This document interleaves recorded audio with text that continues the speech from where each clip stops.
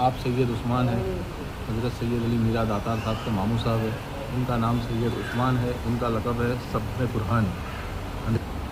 ये है दातार बापू की वालिदा है सैयदा रास्ती अम्मा, उनके बाजू में मज़ार है सैयदा दादी अम्मा का, उनके बाजू में दातार बापू की खाला है रास्ती अम्मा की बहन, और ये दोनों रास्ती अम्मा की दोनों बेटियां हैं, दातार बापू की दोनों बहनें।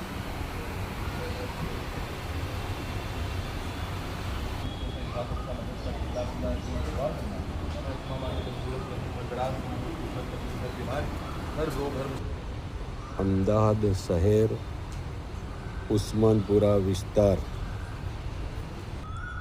મસ્જિદે આસ્તાનાએ શબે બુરહાની ઉસ્માનપુરા મસ્જિદ ઉસ્માનપુરા અમદાવાદ શહેર આસ્તાને ઓલિયા અમદાવાદ શહેર ઉસ્માનપુરા વિસ્તાર